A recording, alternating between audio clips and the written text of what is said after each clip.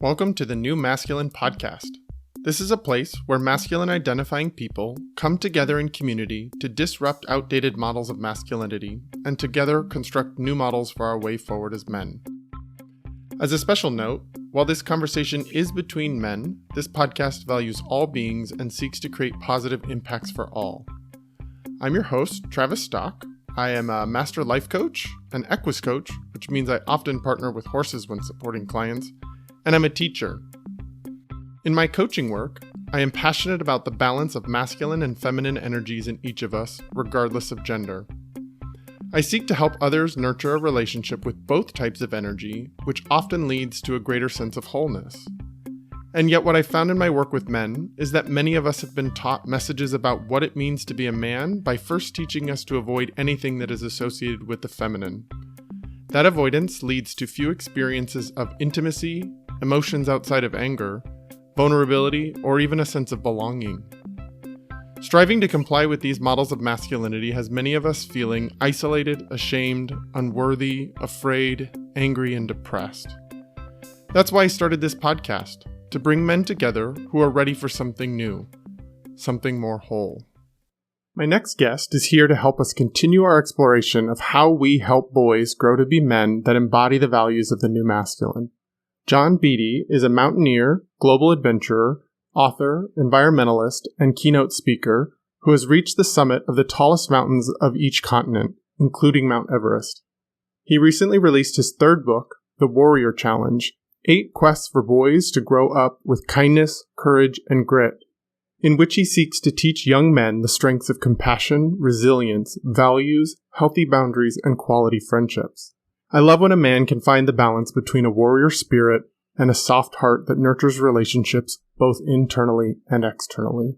I'm grateful John is joining us on The New Masculine, so let's hear the stories that shaped his relationship to masculinity and the wisdom he has to share. Thanks for joining me, John. Travis, thank you so much for having me. I appreciate you.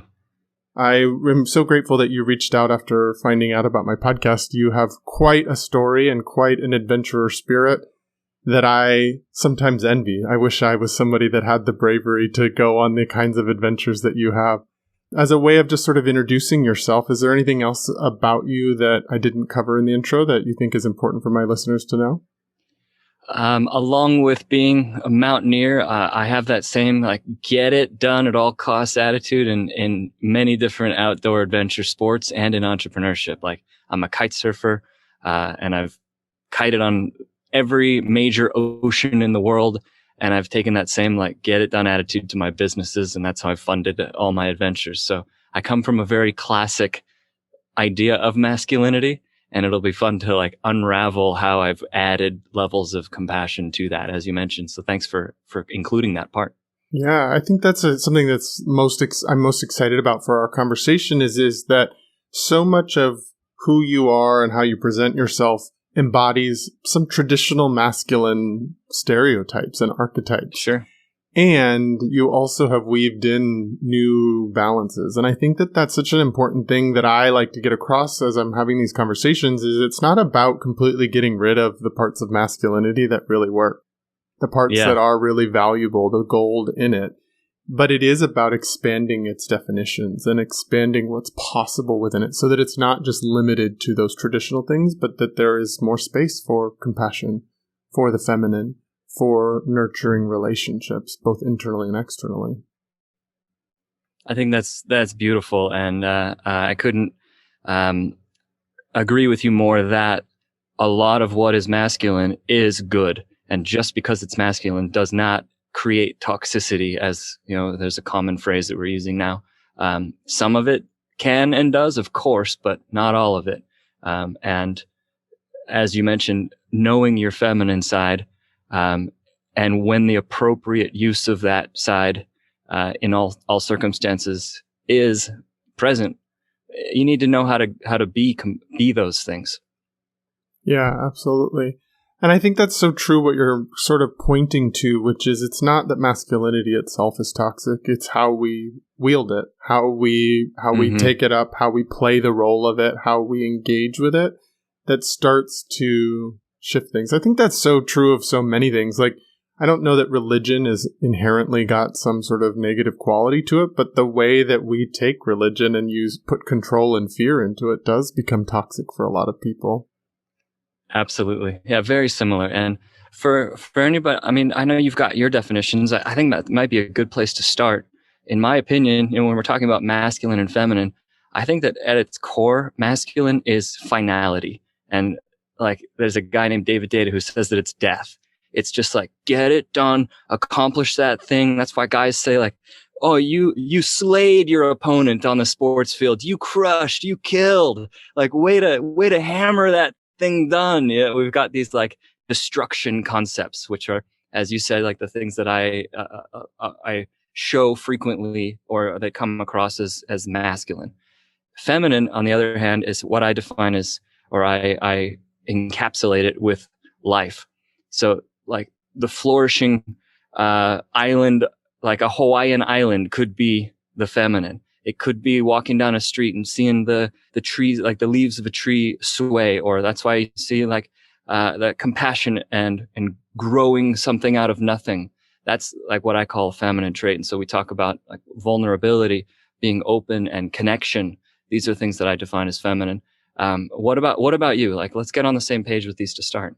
Yeah, the way that I play with it is that I sort of look at the masculine's job is to serve to individuate. It helps us achieve. It helps us go after things. It helps us get clear on what we want and to move forward on it. It individuates us. And there's a really healthy sweet spot of individuation that's really empowering and really powerful in this world. It helps us create. And yet, if pushed too far, it can get into isolation. It's no longer individuated. It's out there alone by itself. It's a man alone in the woods. Whereas I sort of see the feminine as its job is to connect. And so its job is to bring us into connection, into collaboration, to belong to something. And so I think that they play when they're mixed in together, they can bring this beautiful life force through us, where it allows us to sort of achieve and have individuation and be an individual that's important in my individuality, but also connected to the whole, collaborative, connected. Some of the language you use in your new book has a lot of that sort of tribal language to it. It has that language that's borrowing from indigenous and tribal cultures around belonging to a collective, and in my language, I always say belonging to the herd, because I work with horses in my coaching. I'm always talking about the language of the herd and what does the herd need, but what does also the individual horse in that herd need at that point. So I think we're sort of pointing to the same direction when in our definitions of masculine and feminine. And I love how both of us can separate that from gender, that just because you're a man doesn't mean you don't have feminine energy. Just because a woman is a woman doesn't mean she doesn't have masculine energy. These are separate concepts from gender themselves. I'm so glad you mentioned that. Like, in the world of outdoor adventure sports, which is predominantly A-type personalities that are like man's man, if I was like, hey dude, you're hurting right now, you need to embrace your feminine and tell me what's up, they'd be like, screw you, like it is not a gender. I'm not saying like become a woman. It's this side that we call the feminine. And so I'm so glad that you mentioned it's not male, female. Yeah, we have to sort of differentiate it in our culture, because so much of what's been used with men to keep each other in line, to be man enough, is to sort of threaten that less than feminine role, that you're such a pussy, or you're gay, or like we feminize men as a way of we feminize men as a way of insulting them. Yeah. And we insult homosexuality as well. Like I grew up in a culture that said don't be gay, and that was like the insult, and it's just so destructive to women, to homosexuality, to the whole LGBTQ plus community. It needs to stop, period. That's why it's been such a passion project of mine to help men reintegrate the feminine space within themselves, because we've used it as a weapon, and we've used it to lower the power and worthiness and value of other beings. And we do it with each other, but we do it to all the rest of the genders and all of the rest of people that are different than us. When we use feminine as a weapon that reduces someone's value. I don't really see the feminine as reduced value. I think it's such a powerful thing and such an important aspect of balance in our world. Couldn't agree with that more. I'm 100% on board with you, and you said it beautifully. So there's no reason for me to try and mansplain further. Oh, good. I'm glad we're already on the topic of mansplaining. That's wonderful.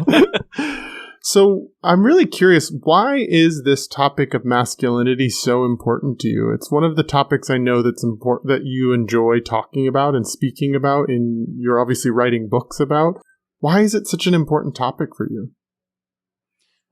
It became so important when I went through the process of individuation, as you coin it or as you word it, to isolation. And in very specific story language, what that looked like in my life was I climbed Mount Everest, and climbing that mountain to grab my ice axe and plant it in the summit. Like, this is the ultimate masculine experience. I'm going to crush, I'm going to destroy, and get to the top of this mountain. Well, on the way up, there was a guy who was on his last breath, and he was left behind by his team. I didn't know who he was, had never seen him before. And as I came up upon him as I was climbing, his body spasmed. And I think he was already gone. He was sort of just in this unconscious state. And I did everything I could to try and rescue him, but was unsuccessful. And fast forward about 6 months, and I started undergoing the symptoms, or having a realization that I had been experiencing the symptoms of post-traumatic stress disorder.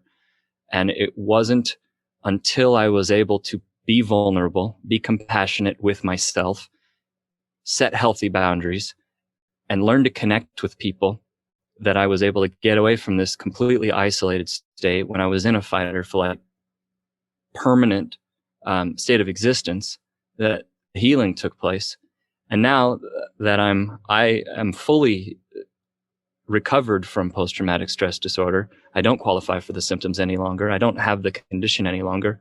It's become post-traumatic growth, where I'm a stronger, more balanced, more connected, more integrated male because of this experience, that I don't believe that others should go through a similar experience. Now, will most people climb Mount Everest? No.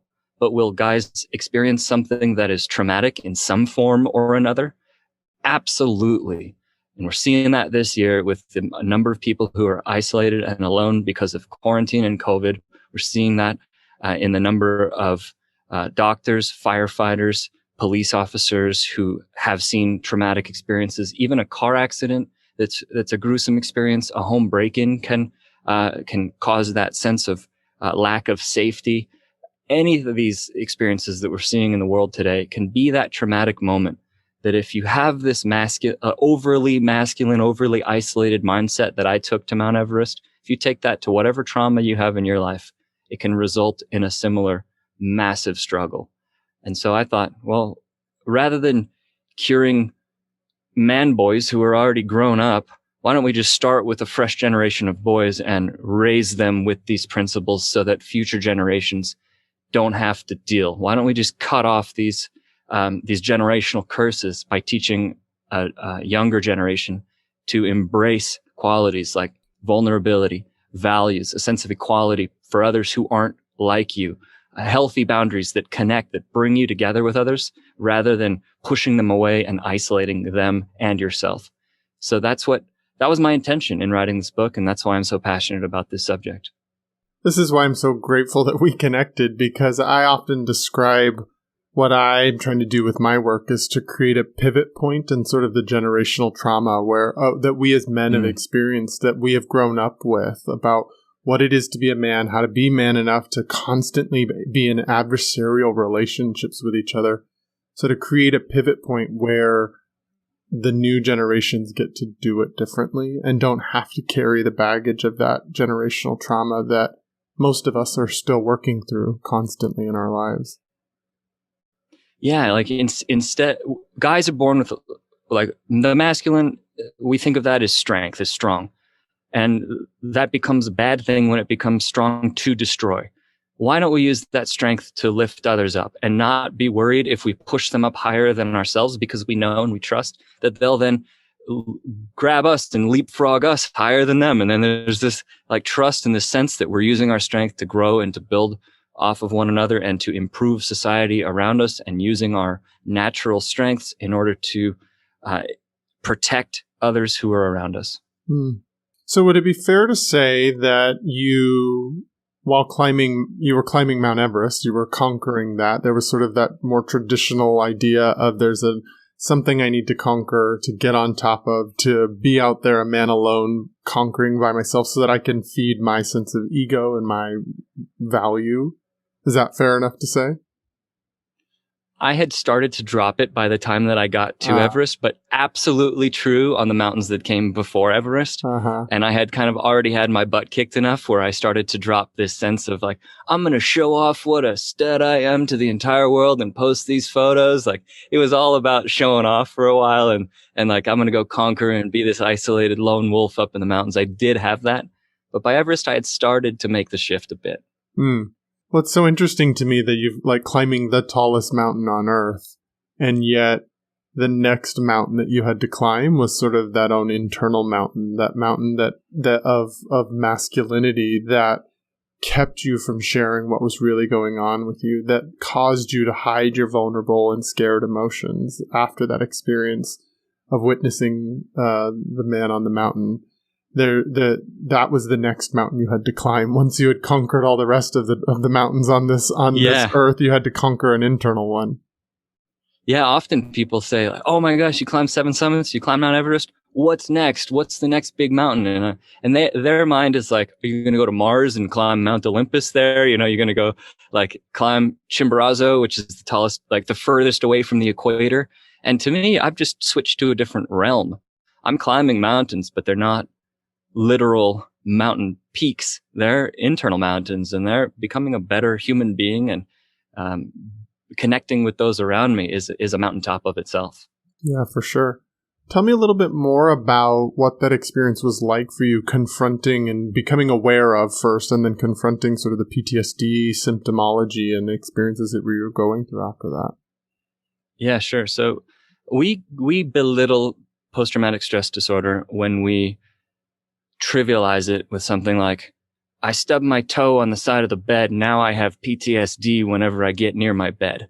Or like, I slammed my finger in the refrigerator and now I have PTSD around my fridge. Like that's belittling to what is actually going on in this condition. For sure. So back in the day, if there was a saber-toothed tiger that attacked your little community, you'd go into fight, flight, freeze, or faint mode. And the way that people lived back then is you had this short burst of adrenaline or protective energy that allowed you to look after yourself and look after your people. What post-traumatic stress disorder is your brain tells you that saber-toothed tiger, or whatever the proverbial saber-toothed tiger is of today's world, is attacking constantly. And you get locked into this fight, flight, freeze, or faint mode. So you're always on edge.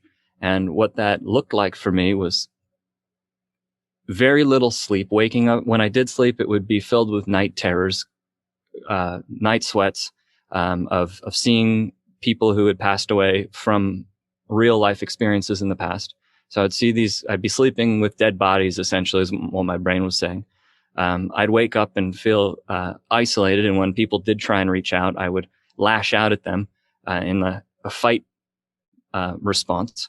And then most of my work and business was built around the flight response, where I wasn't allowing people to get close to me. So I'd isolate myself.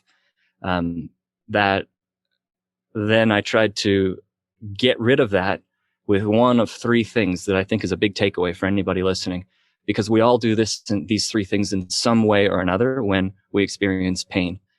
And I would try and numb it out. And my numbing method of choice was alcohol. We try and tough it out and just like grit through it and like, I got this and don't need help from anybody. We try and nice it out is the 3rd one. And we put on this face, this front that we think others are going to like, or we don't say the things that we actually need to say to others in fear that it might offend or insult them. And that is actually suppressing who you actually are. And so by numbing it out, toughing it out, and nicing it out, I was never actually dealing with these internal messages And if I can peel all these stories back, I can peel all these symptoms back, these messages underneath came from this guy passed away and I couldn't save him. And that made me say in my brain or in my heart, I'm not enough. I don't have what it takes. I don't have the strength or the power as a guy to effectuate change in the world. In this case, saving somebody's life. And I had a message that when people are near me, they die. Because this wasn't the first time that I've been near death. I've been around 16 people who have passed away in mountains and in car accidents. And all these messages are what was underneath all of these symptoms and all of these ways of dealing with the symptoms. And it was through sitting down with a therapist, which is the most courageous thing I ever did in my life, like more courageous than climbing Mount Everest, was sitting down and peeling back these layers to find these messages and then changing those messages. And by changing what was underneath it all, that changed the symptoms as well as my attempts to cover the symptoms, of course. Well, I love that the antidote to this is you were sort of describing this as moving through that individuation process all the way out into isolation, and that the real solution started coming when you chose to connect again, when you chose to ask for help, when you had somebody else sit with you and actually really address this through therapy in this situation. As a coach, obviously, I super value the sort of therapeutic or coach-like relationship that can actually help mentor and walk you through some of those steps, because I think it's important that so many of the traumas that you're experiencing are created in relationship with other people, and so therefore the ways to heal them are in relationship with other people. They can't be done alone. Right. Yep, absolutely. You know, I was giving a TEDx talk in South Africa, and the speech was triggering because these lights that were on me reminded me of the lights on Everest and the reflectors that were on this guy that I came across. And so I experienced these symptoms of PTSD. I was sweating profusely. I was having a flashback in that moment. I was on Everest while I was giving this speech. And I got through the talk, but afterwards, my friend Sandra came up to me, and she is the one who pushed me towards the connection side. So if you notice somebody in your life who may be going through something like this, or you know they've been through something traumatic, you can be the person who pushes them towards connection versus letting them continue in their ways. And what she did was she came up and she says, John, if somebody they clearly had a broken leg, and you see this person walking around day after day, pushing off of this broken leg, what would you tell them? And I said, I'd tell them to go see a doctor. They're being an idiot, and they don't need to go through this pain that's totally ridiculous, because doctors know how to put it back together. And she says, exactly. So take your own advice. There are doctors who know how to put your heart back together, just like there are doctors who know how to put your leg back together. And you're being an idiot, so go see one of them. And she threw it in my face in a very confrontational, masculine energy kind of way, and she was smart. That was the right approach for her. Because she knows that's going to work with you. Exactly. Yeah. And that was the thing that. So you kind of gave me credit for having the courage, but it came at the assistance of a caring, loving friend who knew the way that I would work, and she threw it in my face in that same way, using my own language against me. Mm-hmm. Yeah, and I think, thank goodness for friends like that can push us, that can assist us in those moments where we just can't, when we're really locked in. And it doesn't also take away from the bravery it takes to actually take the next step. So many people have that moment of confrontation where they hit a rock bottom or they hit a dark night of the soul, and yet they can't take the next step. Because, in some ways, by asking for help, you've broken all the rules of being a man in this culture. Yeah. And so you have failed. So some people focus on that failure piece. Like, I can't take that step because it would be even one more step into failure.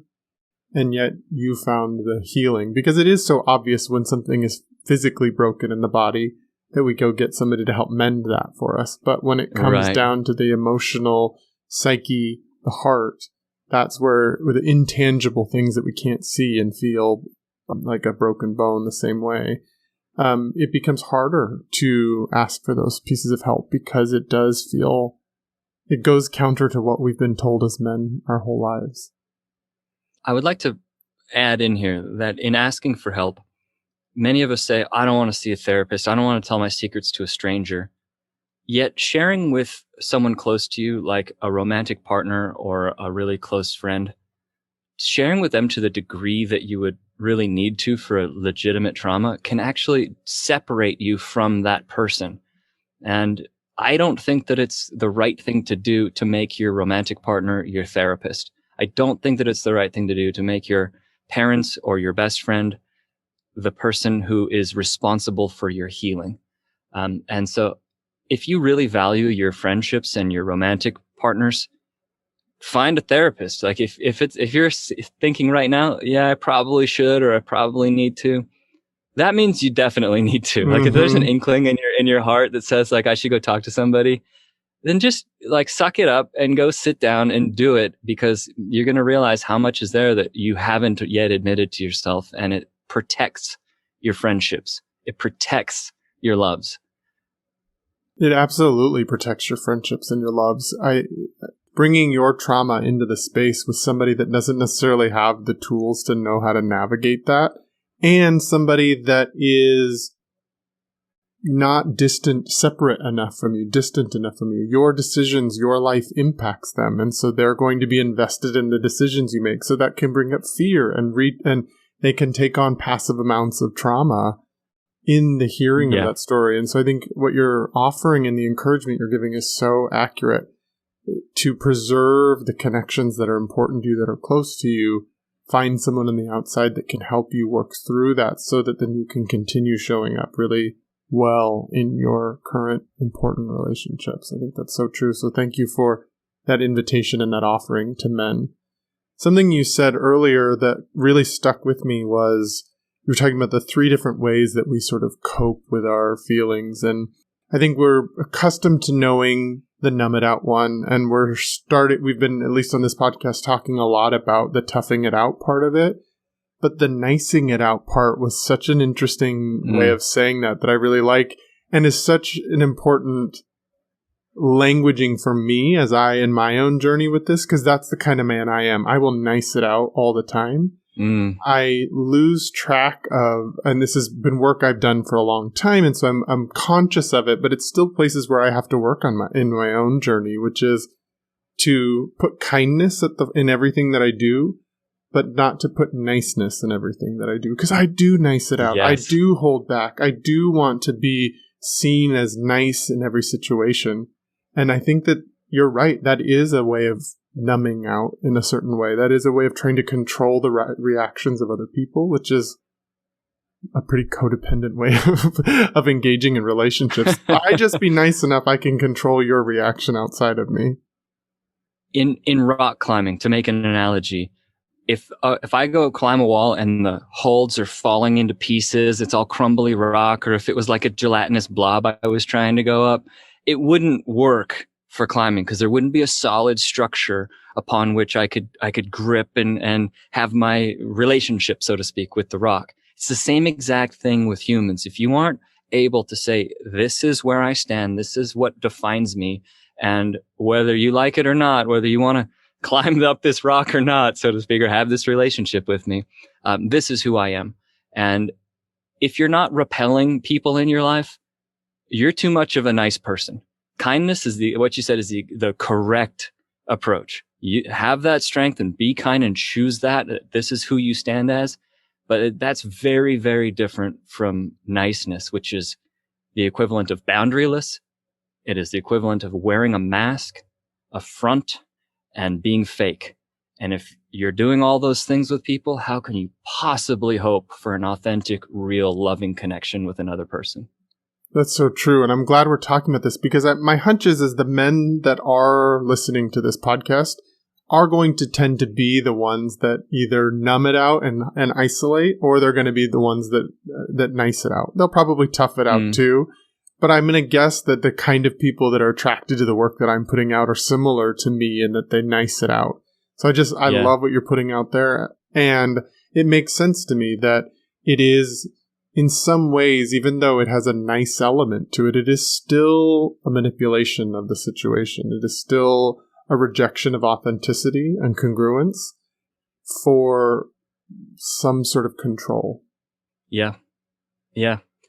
And just being able to say, nope, that doesn't work for me. Nope, you don't belong in my life. And not be mad about it. Not have like shade that you're throwing across with anybody. Just here's who I am. And take it or leave it. I know my value. That's the healthy place to really be kind to somebody. Yeah, I am right there with you. So I'd love to transition us over to sort of talking a little bit more about your book, because I'm with you that it's important that we not only focus on men who already have their patterns and that are already sort of going through the world right now, but putting some focus on the next generation of men and sort of preserving who they really are rather than continuing to ask them to be something that is limited and that is restrictive, some of these traditional masculine archetypes, I think is where I'm feeling a lot of passion these days around how we continue to make change in the world, as we've seen in this latest political scenario in the United States. Debacle. Debacle, correct.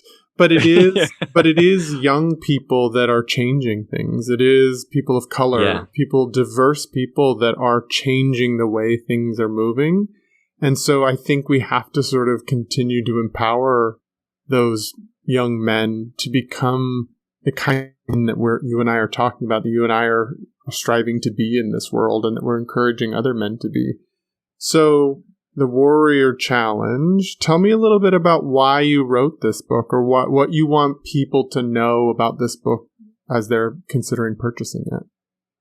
Absolutely. So this book is written for 10 to 16-year-old boys who are at a place where they're really going through puberty. Once they have this new set of hormones going through their body, and which equates to power. And what do you do with that?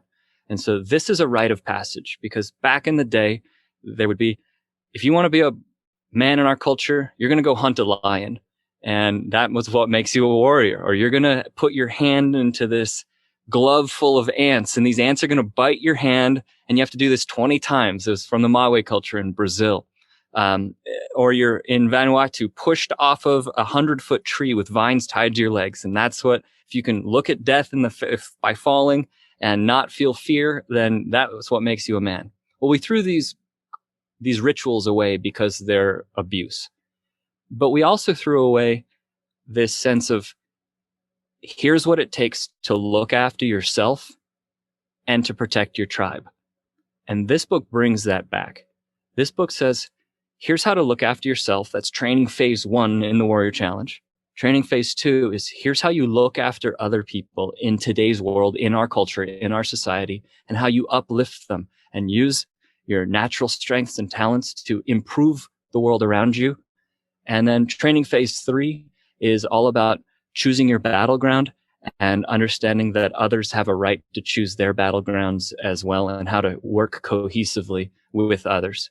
And so each of those training phases of mastering yourself, mastering your relationships, and then mastering your purpose, each of those then has emblematic stories of some of the most badass dudes I've ever heard of, exemplifying values like stepping up, taking on, learning self-awareness, how to see what is going on in your own body and your emotions, and how you're interacting with others, choosing values, setting boundaries, stopping toxic relationships or not becoming a toxic human being yourself, recognizing when others are different from you, and how to appreciate those differences versus trying to smash those differences down in a weak effort to make yourself look bigger and stronger.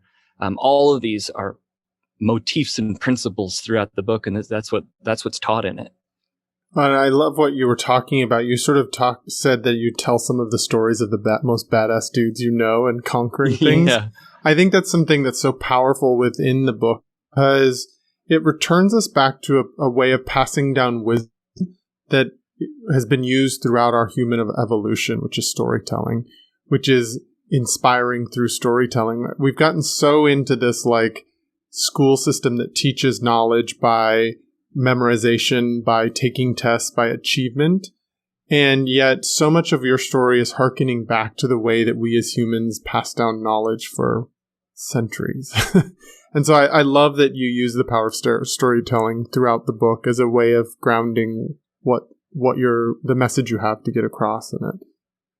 Thank you, Travis. I mean, that's very intentional. All religions pass their stories down pass their messages down, their values down by using stories. And I read this really interesting thing that when Aristotle was presented with the written text, he was actually against it, against having his speeches written down, because he thought that, then that will mean stories will start falling away. Is sort of this nearsighted perspective, but he knew that values were conveyed by storytelling. And that's such a fascinating thing, that for thousands of years before written language, it was stories that taught how to live. So I included it intentionally. Yeah, I'm glad that it's there, because I think that speaks to the developmental stage that the youth are at in that place, that they're going to see themselves in a story of somebody that's badass, that is that you would, or somebody that you seek to be like. Those sort of stories are really powerful at that developmental stage, because they're giving archetypes to sort of reach for, giving, I see something outside of myself that I can be like, that is a positive, rather than a lot of some of the sort of challenging masculine energy that we're seeing in the world currently. And I saw that all these challenging masculine energy styles, and I thought, well, there are also thriving masculine energy styles and guys who have really done it right. And why don't I show those two young men as heroes? So you're absolutely right. I put readers into the shoes of like a kid who's hunting a lion, and you are that kid learning how to step up. You are Danny Way. It's written in second person. So you are Danny Way jumping over the Great Wall of China on a skateboard, becoming self-aware. You're barreling down the Baja Mexico desert in an off-road dune buggy, essentially, like learning how to set values. You're escaping from a communist country to set boundaries. You're climbing in Yosemite up El Capitan's Dawn Wall in order to learn how to find people who will uplift and your teammates, your battle crew, as I put it. So you're in these stories as a reader, and you're absolutely right that these become how kids remember. I've had so many parents reach out and say, now when I want to tell my son something, all I have to do is say, hey, what would Ernest Shackleton do in this situation? Oh yeah, they remember Ernest Shackleton's story of like escaping from the Antarctic ice and taking all those men with him. And then that's just, right, grit and resilience. It's just built into these stories.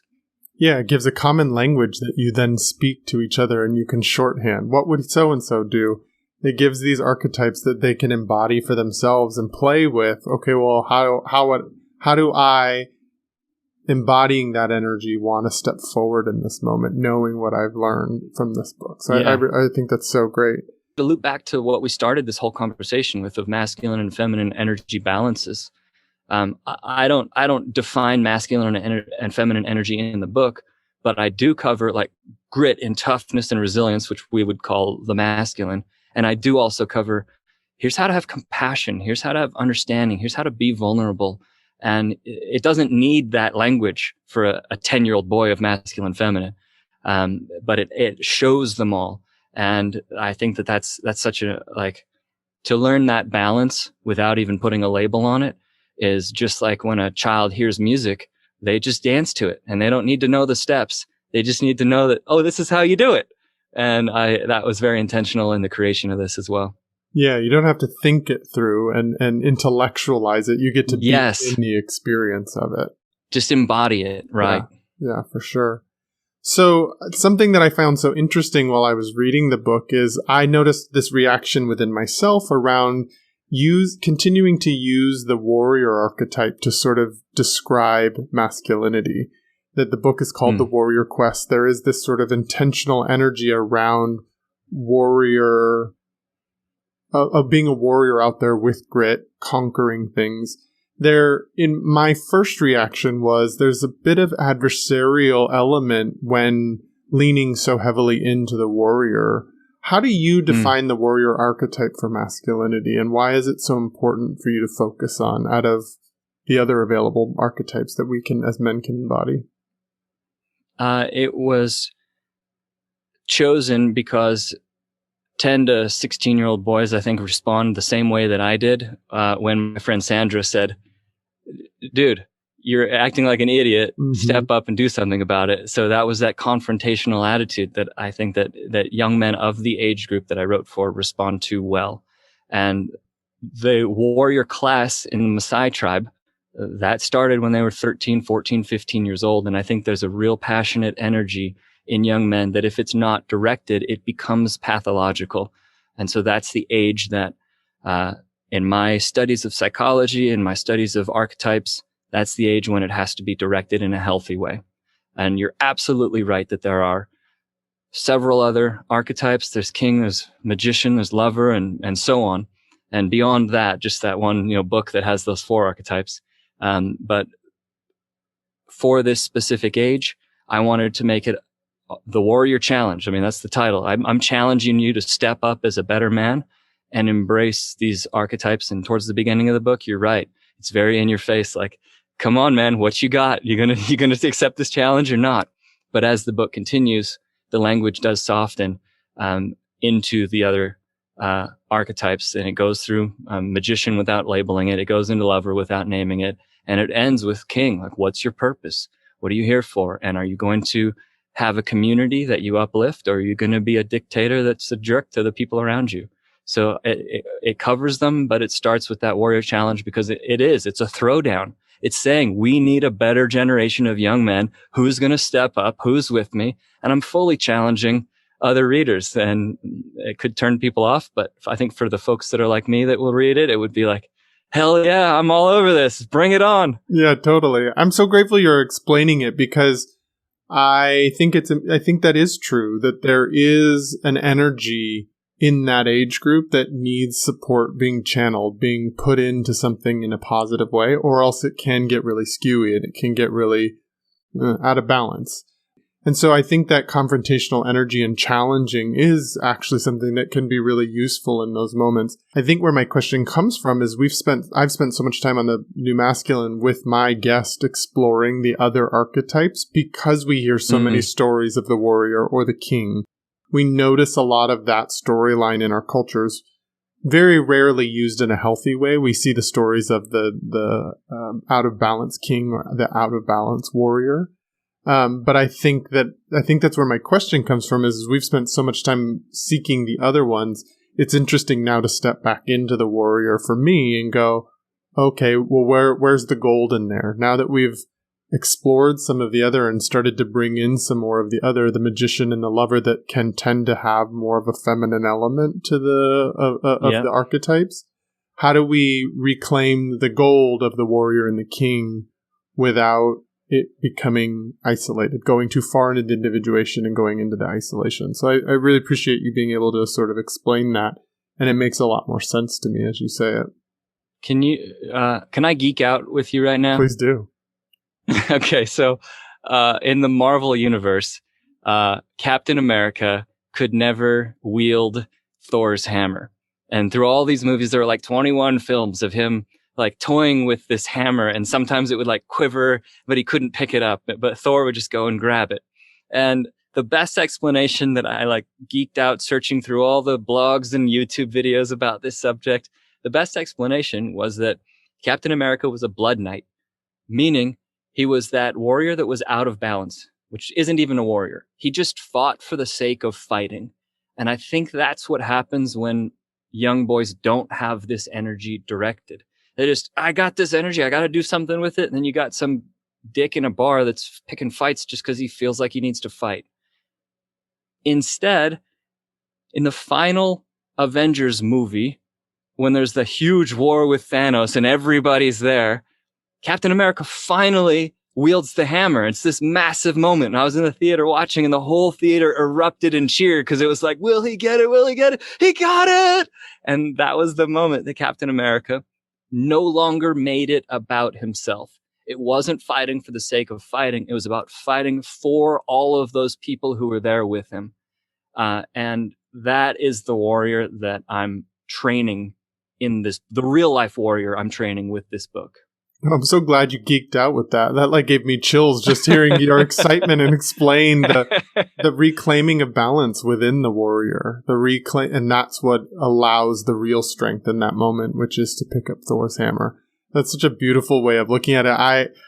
I know there are so many like stories and parables put into these movies, and I had never really fully thought about what is it that makes the shift in that last movie where he gets to pick up the hammer. So thank you for putting that through, because that makes a lot more sense. It gave me chills listening to you talk about it. And you got a sweater on? Cool. And if it's like a young man decides, you know what, I'm going to fight for the environment, or I'm going to fight for the rights of this underrepresented group.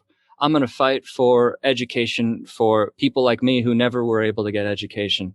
That's the young man, the warrior that I hope to God gets this book and learns how to fight for what's right in the world and for his community and for his people. It seems like there's an important element of redefining what strength is and how we use strength. What are we using it for? What are we giving value to, and what are we calling strength? Is it still the same kind of strength where we overpower and take from each other? Or is there new definitions of strength that are so important to the way we evolve as men? Because it does feel like so much of our strength ideas have been about who can overpower who. And now it's about redefining that so that it does value the community, so that it does involve still using your strength to overcome something, but not using it and wielding it on each other. It's sort of power with rather than power over. Yeah. I mean, even 50 or 60 years ago, the power was coupled with values. I mean, if you're one country against another, it's this country's values versus that country's values. But when that energy, like when you're in a state of peace and it goes on for too long, suddenly you want to overpower. It's like the whole culture wants to overpower the people within the same culture. And that's where we've come to. And that becomes divisive. So, let's fix it. Let's definitely fix it. Like, that's what we're fighting for together here. Yeah, for sure. Something I wanted to sort of talk about with you, because it's such an important aspect of where we're headed as a culture. We're having a lot of conversations right now about diversity and about how white people, let's just call it out what it is, how we as white people utilize pieces of other cultures, how we take, how we colonize a lot of different things. We're having a lot of conversations as a culture.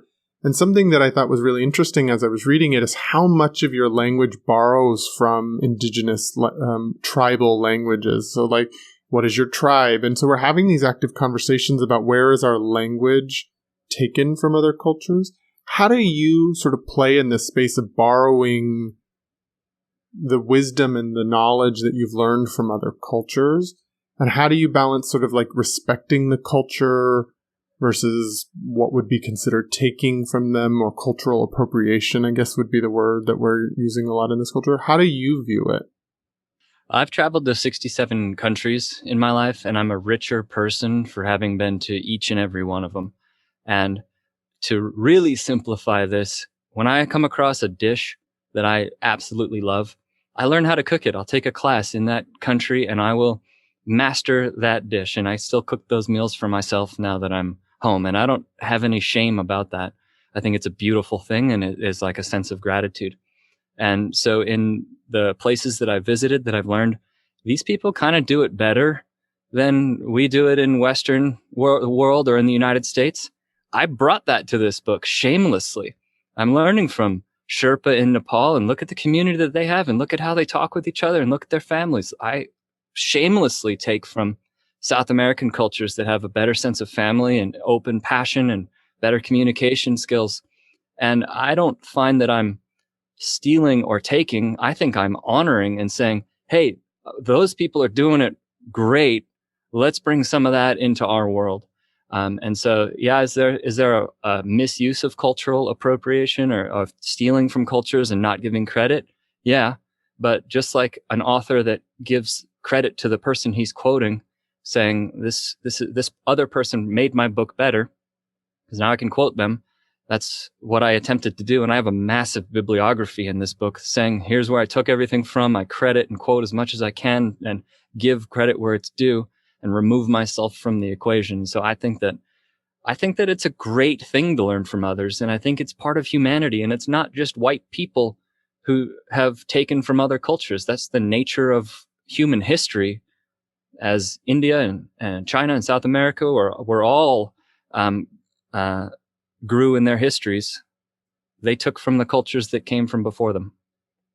Yeah, I think there's some importance in some of the things you're saying around, first of all, giving credit. So much of when cultural appropriation is playing out is without credit. It's just taking because, I like that. And there's a violent element to that. There's a disempowering way in which that's done. But learning from other cultures and giving credit to it and saying, here's where I got this and here's what it brings up in me. What does it bring up in you? I think it's a really beautiful way to, because I do think it is actually important to learn from each other and to not wall off and isolate and say, okay, now that as you and I both as two white men, we're not allowed to take on any information from any other culture that's around us. That would be unrealistic and would be problematic in a different way. It would be incredibly rude to just put up blinders and say, I'm not going to learn anything from you, and whatever you have to say means nothing because my way is the right way, or go to hell. Like that's worse. Mm-hmm. There's something about the taking energy versus the learning from. There's a shift in that is important. And the way you talk about it does feel very much like you've been learning from rather than taking from other cultures.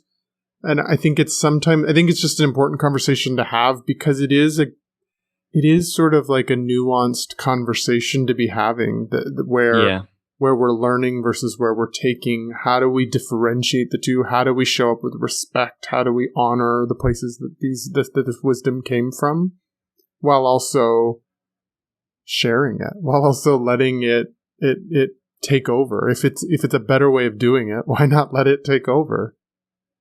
Yeah, that fluidity and giving of respect, and it's each individual checking their own heart, saying, "Am I saying that I came up with this on my own, or am I giving credit where credit's due?" And from a stand-up comics perspective, am I stealing other people's jokes, or am I getting influenced by a comic's brilliance and then building on that to move the craft forward?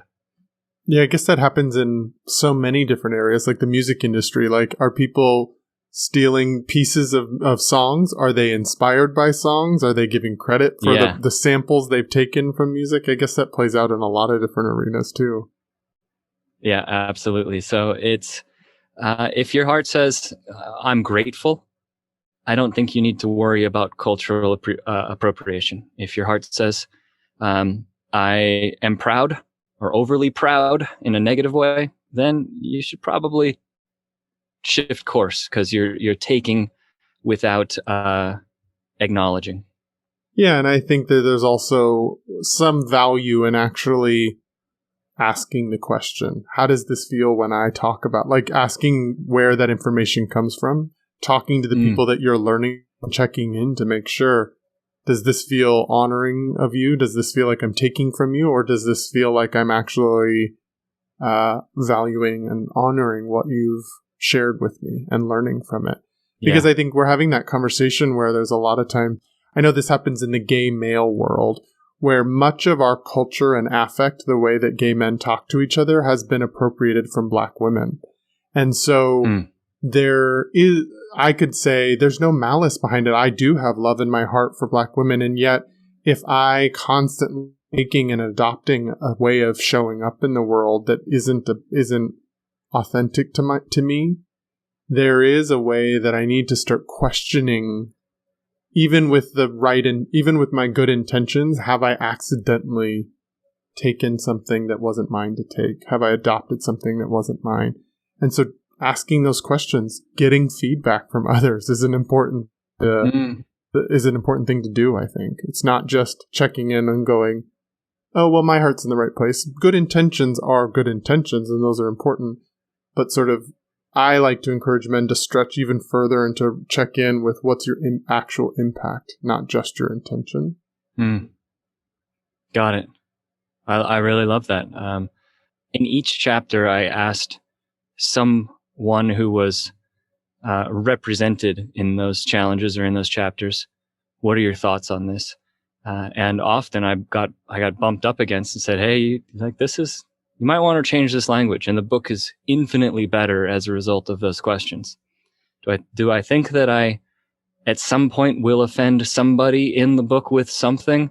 Yes. Of course. And I did my best to give credit and represent and ask and check in with myself. And I love that you added that asking element, because that is absolutely so important. How do you approach that out of my own curiosity of the gay male community taking from Black women? Like, have you spoken with a Black woman about like, hey, what do you think when I talk like this? Like, how does that play out in that example?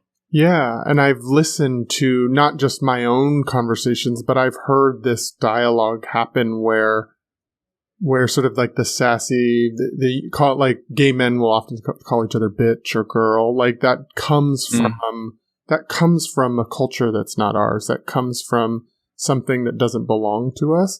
And I think it's an interesting place to play in because it doesn't come from it doesn't come from an intentionally harmful place. But it is important to hear, how does that impact you? Is it okay that I use that language? Is it okay that I adopt that? Because it's not who I came into the world being. That's not how I used to talk as a child. That's a socialized, learned thing that I've played with. And it is about... What were your first words? Yeah. Bitch, please. Yeah, no. It's a learned thing, and it is interesting because it's not like I was the one that originally went in and started adopting that the cultural norm that started to play out in gay male world. And so it's nuanced, and it is, you're right.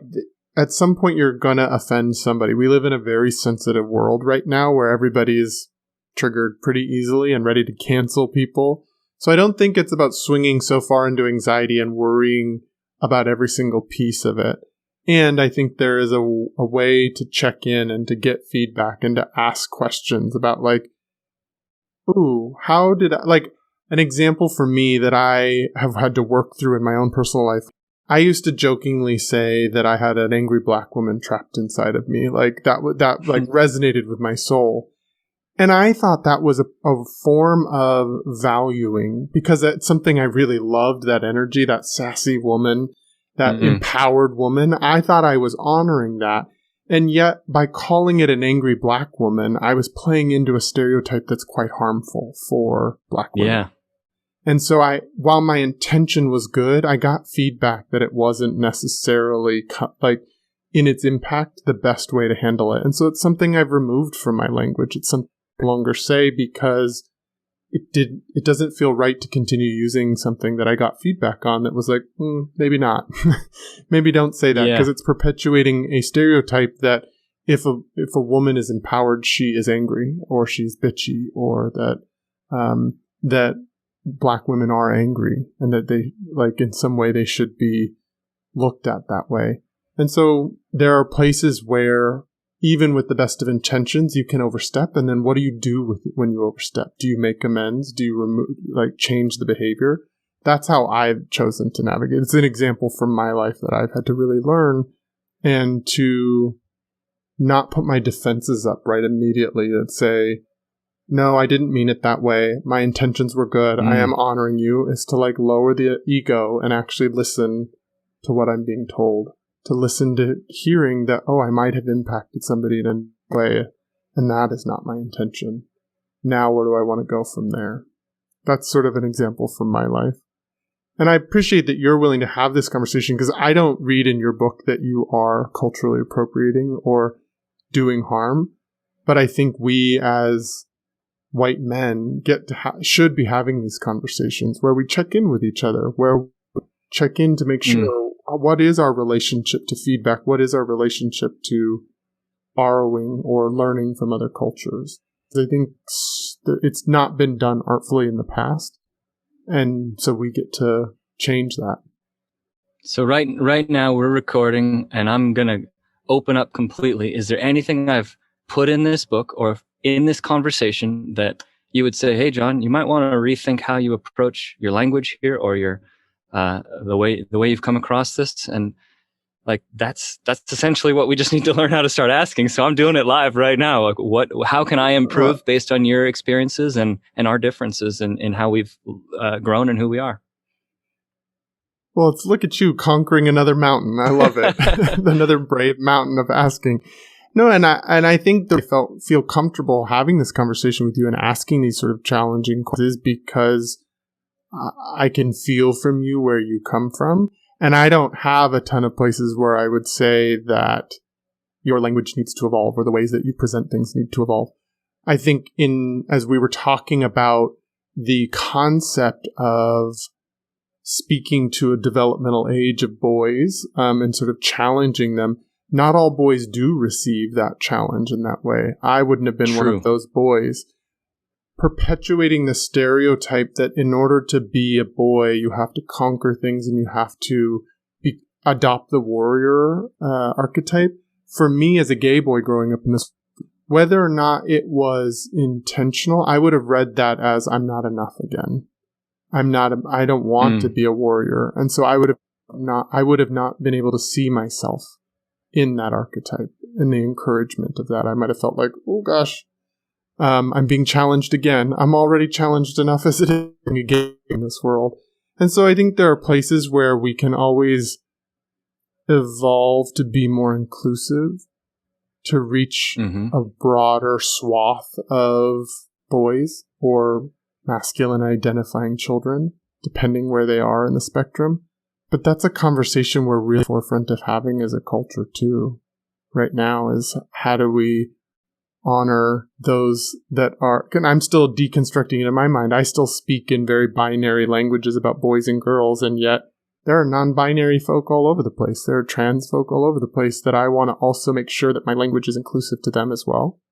So those are the places that come to mind, and sort of why I ask some of the questions around why the warrior archetype or why the language of tribe is to start to have real conversations about how are we opening up in a way that other people can feel seen and not threatened in, and also recognize that we can't control someone's reaction to something. It's a very nuanced and fine line to walk between being respectful and caring and inclusive versus avoiding so that we don't trigger something. Yeah, got it. That's valuable feedback, and I'll take that into consideration when I move forward with the projects that will be surrounding this book. And for anybody listening, when it comes to like the subtitle, 8 Quests for Boys to Grow Up with Kindness, Courage, and Grit, that was put across by the publisher because their intent in creating this was to not have a Me Too 2.0 movement. That was their goal when they approached me to have this book written, for me to write this book. And so would I love for there to be 8 quests for humans or for kids to grow up with kindness, courage, and grit? 100%. And I'll find stories of men and women, or boys and girls and non-binary folk alike, and include those as the emblematic stories for getting this book created. It was for the young man who would grow up with that warrior energy that needs to be harnessed, that it would speak to him specifically. So it's for a subset of boys that maybe wouldn't have been for you when you were young, because you already learned or you already inherently knew the traits that I aim to teach, which are vulnerability and emotional honesty, and what we defined early as these feminine qualities, or these softer side of balancing out the overtly masculine that takes and destroys and wrecks, and how do you just use those two energies for improvement. So thanks for presenting that to me. That's one that I'm going to be mulling over for sure and seeing how I can include more people. Well, I appreciate it. I think I inherently trust that in you. You do speak about the LGBT community in the book, about standing up, boys who value that strength can be standing up for LGBT members. And so I inherently feel your care in all of that. And I think it's just so powerful. And I'm so grateful that you modeled this by asking the question for feedback. I think that is such an important thing, that is a vulnerable edge, and feels like it's even a vulnerable edge to be asked that question of like, oh, I'm here to present all of your stuff in a wonderful, beautiful light, and now you're asking me for feedback. Oh, ooh, can I be, it's what we were talking about before. Am I going to nice this out, or am I going to be real? Am I going to be authentic? Am I going to show up in this relationship as two men having a real conversation rather than trying to have a artificial conversation? And if you nice that out, I wouldn't grow from it. It would be essentially stealing like a moment. And if I didn't, I guess, ask that, then it would have been like not embodying what I'm asking others to embody. And did I feel uncomfortable? Like, oh shoot, am I really going to ask this question of him right now? What if he like just slams everything? What if it like opens floodgates? All that was like rambling through my brain. And I was like, you know what? That's where it's real. That's where it's at. Let's go there. Well, that's just proof of you like living what you talk about in the book. There are so many parts of the book that are helping boys become more self-aware of what comes up for them when they feel vulnerable. Helping men in general, like men could read this book and really get a lot out of it. I mean, I got a lot out of it when I read it, but it's that place of becoming self-aware, becoming aware of the thoughts. I think in the book, you borrowed and gave credit for, Michael Singer's Untethered Soul, the inner roommate. Mm-hmm. The inner roommate that's in our minds, that's constantly having a dialogue and analyzing and judging and having thoughts all the time. How do we become aware of it, recognize that we are not it, that we are the observer of that, and then how do we have influence over how the thoughts play out in our mind? Is there anything you'd like to share about that sort of inner roommate concept that you brought out in the book? Really, the idea is like, well, rewinding just a little bit, if I had crumbled when you gave me that feedback, then that would be understanding my masculine side, right? But also by not asking the question and opening up and presenting that as an opportunity would be denying the balanced side, the feminine side. And so I just wanted to like show that asking others for, hey, how am I going wrong? Or how can I like improve is a healthy question, but it doesn't mean that you need to crumble by the feedback. And that's the balanced energy. And it's something that we all need to learn. And in that moment that I asked, to come to this Michael Singer question of you have this roommate that's always yapping and chattering, I had like 20 self-doubts in presenting that. Like, what if he like shuts the interview down? What if like the book like gets banned from Amazon because of whatever gets said here? What if this, that? That's the inner roommate that's always chattering inside your mind, telling you that, hey, all this stuff, these irrational fears are they're just that. They're irrational fears. And being able to say in the moment, that's irrational. I know the right way to act because of my value system. And even if it feels like slightly awkward or I have some anxiety about living this way, that's the right way to live. Being able to recognize your inner roommate allows you to pause, see all of that happening in the moment, and then choose your course of action. And even if it's in a half of a second that all that stuff goes on, recognizing, being self-aware, recognizing that inner roommate's voice and saying, I'm not listening to you, I'm choosing my course of action. That's a lifelong skill. Yeah. And it's so funny because both you and I were both playing that out at the same time. I had my own 20 to 30 inner thoughts of judgment and, oh gosh, what am I going to do? Am I going to be nice? Am I going to, and it is it is a lot. It does take a lifetime of work to be able to become conscious of that and still be able to choose the direction forward from that. I think that is so true. And I think as men, we aren't really taught that skill very often, and we don't teach boys how to do that. We teach boys to be reactive, impulsive, to follow their anger, to follow their shame, masked as anger. We teach them to be a bit more impulsive rather than to sit back and actually observe that and see that. And so I think that section of the book alone, for me, is such an important part of what you're sharing with this book. There are the challenging parts of it that are like challenge somebody to do something. There are the overcoming obstacles pieces. But I think that sort of self-awareness piece, that starting, like really playing with the relationship you have with yourself, is where the biggest gold is, because the way I keep seeing the world as I keep stepping forward in the horse work that I do and the client work that I do is that so much of the world is a mirror of what we're playing out on the inside world. If it becomes the filter from which I see the world, and then I make that my reality because it's filtered through all of those thoughts. And until I can get a little bit of a hold on it, doesn't mean I control it, doesn't mean I spiritually bypass through what I'm feeling by thinking positive mantras without actually acknowledging what's really there and what's painful. But it does mean having some sort of ability to put hands around it and hold it and play with it and step forward in new ways that serve you rather than detract from you or keep you locked in coping strategies or trauma patterns or the nice boy that I can tend to get locked in. That's awesome, man.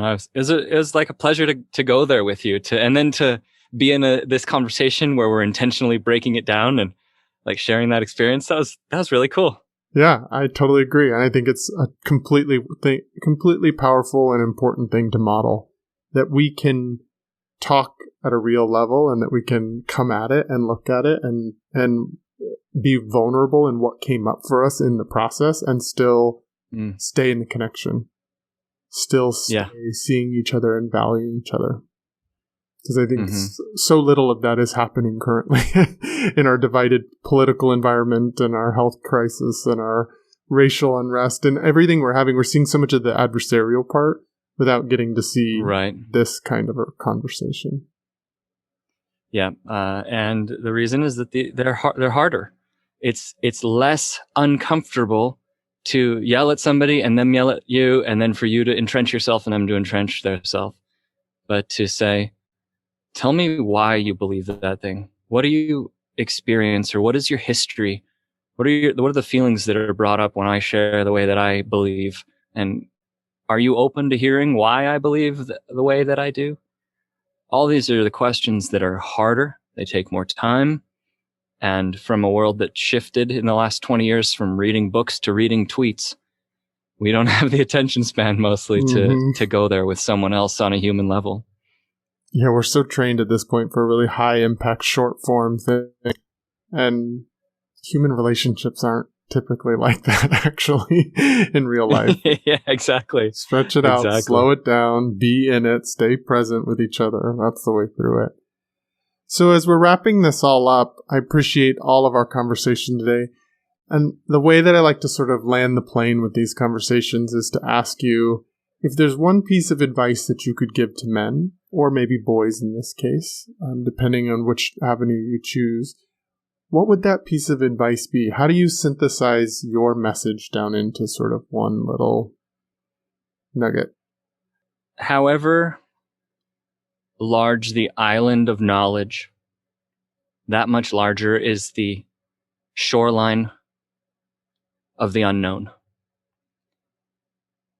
And what I mean by that is there's always more, no matter what course you go down. You will never be the top number one guru. And even if you are, there's going to be more for you to grow from, or somebody will come later on that's going to do it better, bigger, bolder, whatever, or we'll do it less and smaller and more humble and more gracious. And I've learned this in all mountains that I've climbed, that when my body is physically broken down, there's more strength. When my heart is beat up, there's more compassion and there's healing that's there.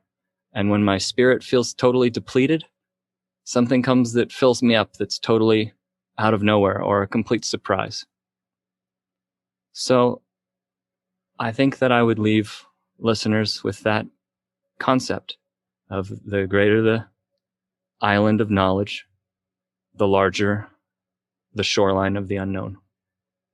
Thank you so much for bringing your unique way of building metaphor, a unique way of building story through that. I think that's such a powerful way to leave this interview, and so thank you for bringing it that.